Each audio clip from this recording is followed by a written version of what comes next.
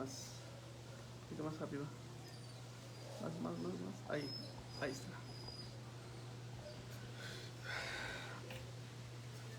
Buenas tardes, mis hermanos. Bienvenidos a Una Hora en el Kairos de Dios. Recuerden que cada sábado y cada miércoles transmitimos, y nuestro enfoque es recordarles que tenemos especiales promesas que Jesucristo nuestro Señor dio allá en el famoso Sermón del Monte. Esta tarde nos va a ocupar Mateo capítulo 5, versículo 21 en adelante. Mateo capítulo 5, versículo 21. Voy a comenzar leyendo y nos va a dejar mucha enseñanza, seguro. Dice el versículo 1: Oíste que fue dicho a los antiguos, no matarás, y cualquiera que mate será culpable de juicio. Ese texto lo encontramos allá en Éxodo capítulo 20, en el mandamiento número 6. No matarás. Jesús está citando lo que se dijo en el monte Sinaí. No matarás, entre otros. Dice, y cualquiera que mate será culpable de juicio.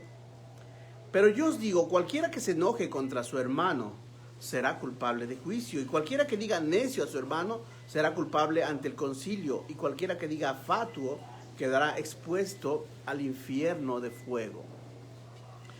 Jesús en un principio, o más bien Dios en un principio allá en el monte Sinaí, fue directamente al punto central y dijo, no matarás, no mates a tu hermano. ¿Sí? Recordando lo que hizo Caín con su hermano Abel, y recordando todo el desagrado que sintió Dios al ver ese evento que se realizó allá donde murió aquel hombre que representaba a Dios justamente, que era Abel. Y es por esa razón que en el pasado, que en el Antiguo Testamento, Dios decía no mates, iba directamente al hecho de matar a alguien. Pero en el Nuevo Testamento, Jesús quiere ir todavía más allá. Jesús quiere ir más profundo. Quiere apelar directamente al sentimiento de donde nace esa decisión de matar a alguien. Y por eso está diciendo, pero yo os digo,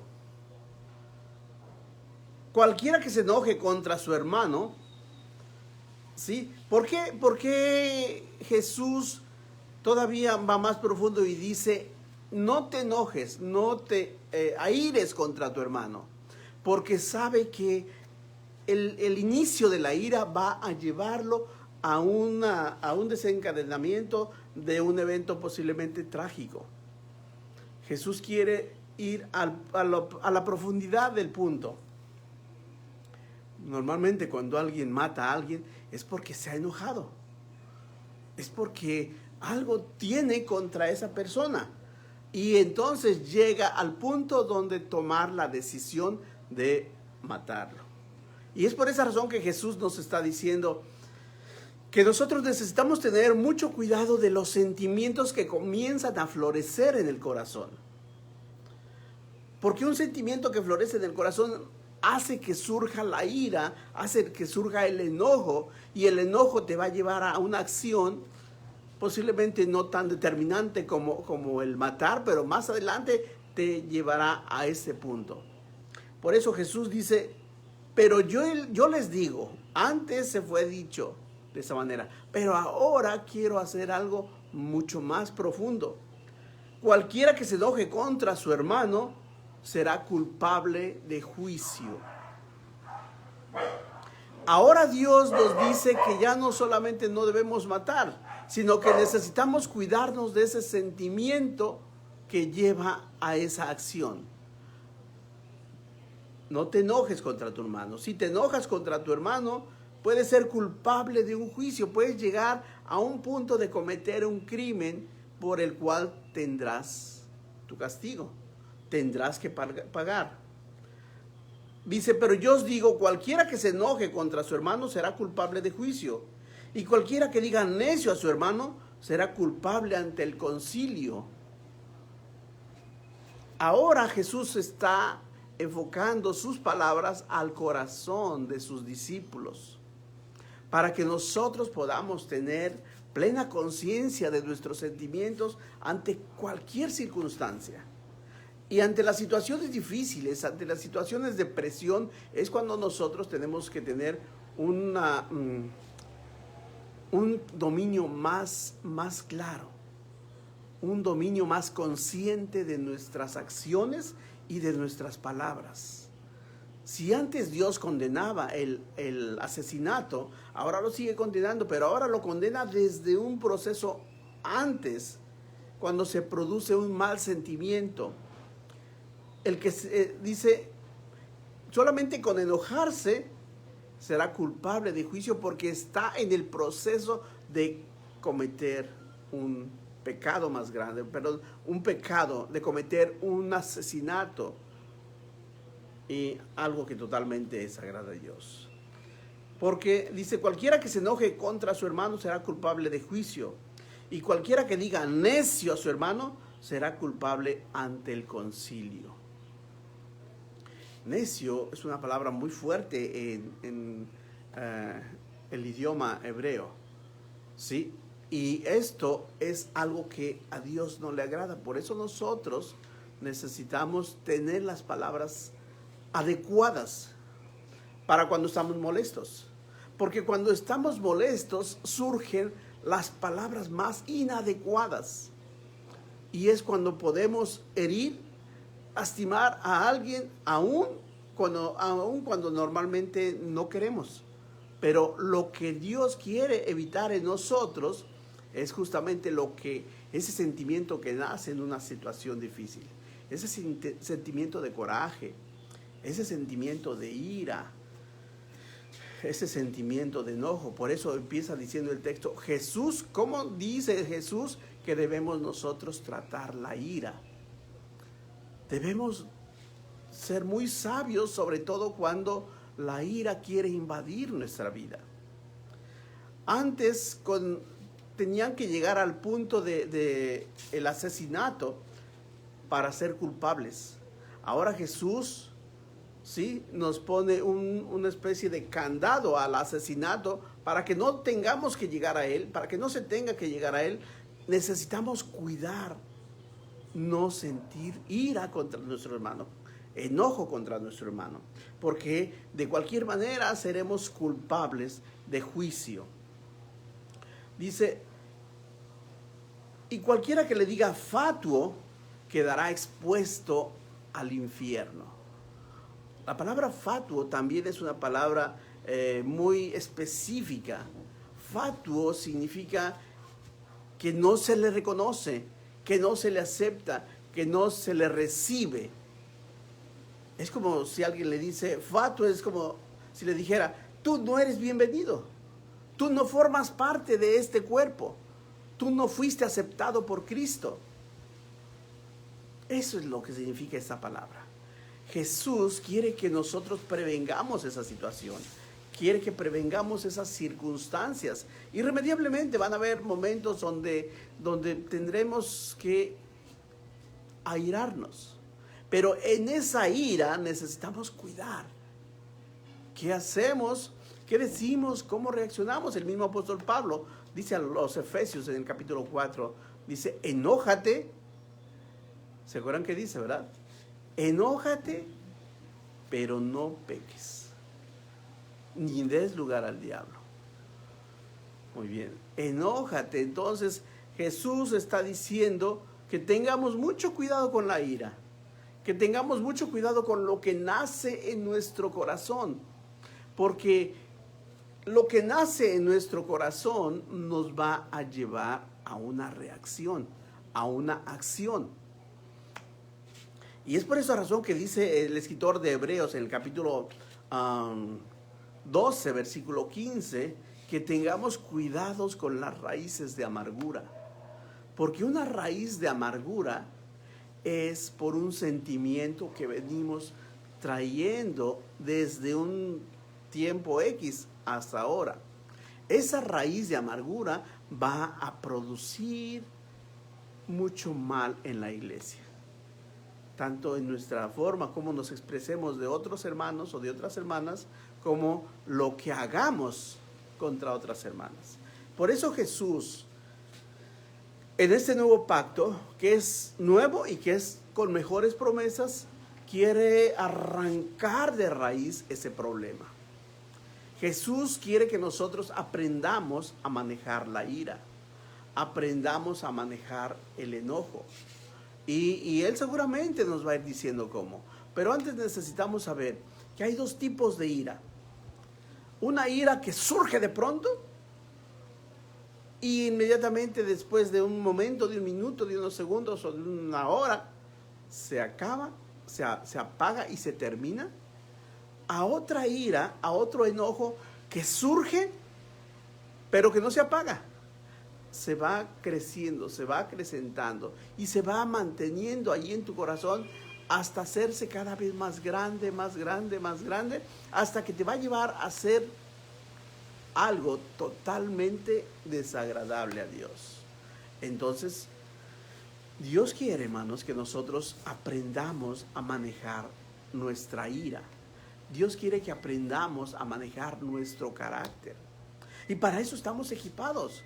Para eso Dios nos equipó con el Espíritu, que ese Espíritu es nuestra arma perfecta para salir de todos los puntos difíciles de nuestra vida.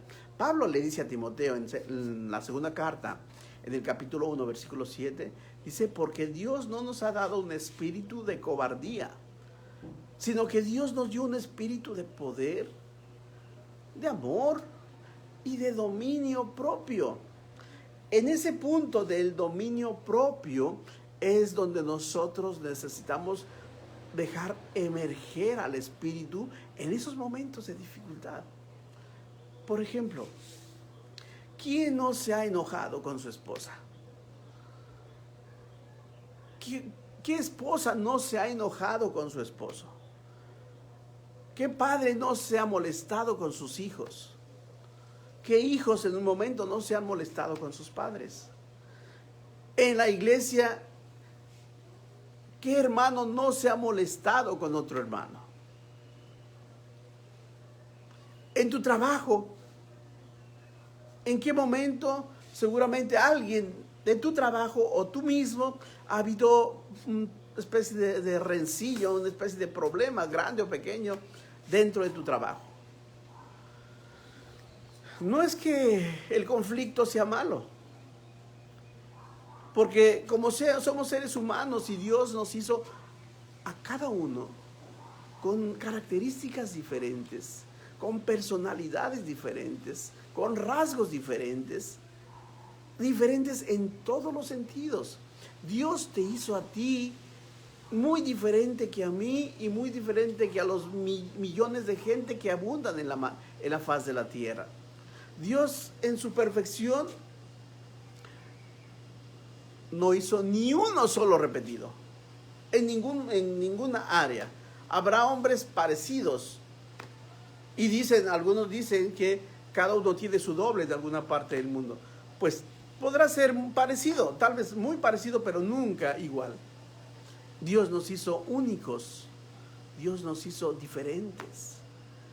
Algunos dicen, y se dice que cuando nacimos Dios rompió el molde, y es verdad, somos tan únicos, pero por esa perfección que Dios hizo en nosotros, por esa perfección Dios quiere que nosotros alcancemos también la perfección en nuestra vida, la perfección en nuestro carácter. Es verdad, a veces nos cuesta trabajo dominar nuestro carácter, a veces nos cuesta trabajo contestar amablemente. Pero ahora que yo estaba estudiando este texto, que yo estaba leyendo y analizando y viéndolo desde diferentes perspectivas, me di cuenta que es Dios quien quiere moldearnos y Él es el que nos da siempre la norma a seguir para que no nos equivoquemos. El apóstol Pablo les dice a los efesios, enójense. Va a haber momentos en que se van a tener que enojar, enójense. Porque a veces el enojo es bueno. Es bueno para manifestar con qué sí estás de acuerdo, pero también con qué no estás de acuerdo. Enójate. Nuestro Señor Jesucristo fue el máximo ejemplo de amor, de paciencia, de perseverancia, de mansedumbre. Pero había una cosa que a Jesús le desagradaba tremendamente, por supuesto, además del pecado. Había una cosa que a Jesús le desagradaba tremendamente y lo manifestó. Y ustedes lo recuerdan seguramente, en todos los evangelios está ese pasaje. Cuando Jesús entra al templo y ve todas las mesas esparcidas, Jesús se molestó y reaccionó. Pero reaccionó porque vio que el templo, el lugar especial, lo estaban ocupando para una circunstancia diferente. Es más, en la misma ciudad de Jerusalén, ¿sí?, donde estaba el templo, había dos puertas donde utilizaban los gentiles para atravesarse de una parte de la ciudad a otra. En lugar de respetar el espacio sagrado del templo, ellos se cruzaban y se atravesaban. Invadían las áreas del templo y lo utilizaban para otras circunstancias. Nosotros necesitamos saber que a veces tenemos que enojarnos por el pecado, contra el pecado, pero también necesitamos saber cómo enojarnos, cómo mostrar nuestro desacuerdo, cómo mostrar que lo que están haciendo no es correcto. Enójate, dice el apóstol Pablo a los Efesios, pero no peques, ni des lugar al diablo. Y que tu enojo no te lleve hasta el punto de irte a dormir enojado. Hermanos, Dios quiere moldearnos. Dios quiere moldear nuestro carácter, porque llegaremos al cielo cuando estemos completamente limpios y cuando estemos totalmente en paz con todos. De otra manera, no lo lograremos. No importa si nos esforzamos mucho o poco, en un segundo podemos perderlo todo. ¿Se recuerdan un pasaje allá en Eclesiastés, capítulo 10, versículo 1? Se los voy a leer. Dice Eclesiastés, capítulo 10, versículo 1. Dice así: las moscas muertas hacen heder y dar mal olor al perfume del perfumista. Así una pequeña locura al que es estimado como sabio y honorable. En un segundo puedes airarte y puedes perder tu salvación. En un segundo puedes airarte y decir algo que se va a quedar grabado en el corazón de quien lo escuchó, tanto que va a terminar herido, lastimado por ti, por mí, por quien lo haya dicho. Enójate, pero no peques. Y Jesús dijo: no te enojes contra tu hermano. No te enojes contra tu hermano, porque el que se enoje será culpable de juicio. No le digas necio a tu hermano, porque igualmente te presentarás ante el concilio. No le digas fatuo a tu hermano, porque cuando le dices fatuo, obviamente es una palabra que en México no la usamos, pero cuando le dices fatuo, o cuando le dices oyes tú, aquí nadie te quiere, aquí nadie te acepta. Los hermanos no te quieren, los hermanos no te queremos. Cuando tú muestras a alguien que no lo aceptas, cuando tú le dices a alguien que no es bienvenido en la iglesia, estamos hablando de hermanos, obviamente hermanos que están dentro del camino correcto, porque habrá un momento en que venga un hermano que esté en pecado y que no quiera arrepentirse y que quiera participar, por ejemplo, obviamente le dirás, no puedes participar. Obviamente le dirás, si vienes con tu pecado y no quieres arrepentirte, no eres bienvenido. Pero si vienes con tu pecado y ya te arrepentiste y quieres pedir perdón a Dios y a los hombres, eres bienvenido. Pero cuando tú le dices a un hermano que persevera, no te acepto, no te aceptamos, no te queremos, los hermanos no te quieren, obviamente en el sentido literal, no en el sentido de broma, le estás diciendo fatuo. Y cuando alguien le dice esa palabra o el contenido de esa palabra a alguien, va a ser culpable de juicio. Pero no solamente se queda la historia de Jesús ahí. Voy a regresar. Entonces necesitamos tener los ojos bien abiertos, hermanos. Voy a leer otra vez el texto de Eclesiastés, capítulo 10, versículo 1.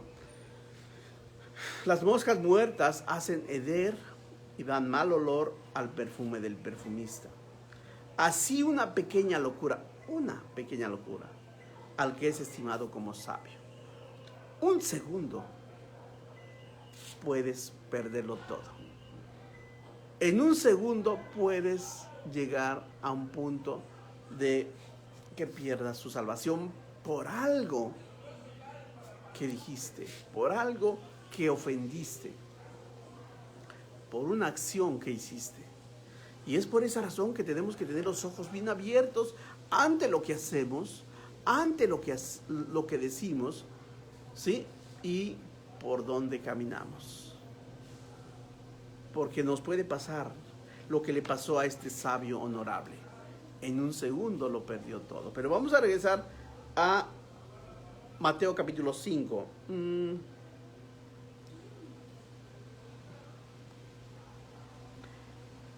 Dice,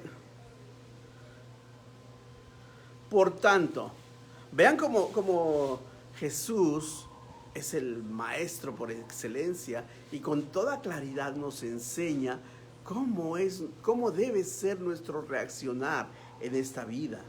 Entonces, empezó diciendo, no te enojes contra tu hermano, ten cuidado con la ira y qué te hace hacer la ira, ten cuidado porque puedes perder lo más valioso.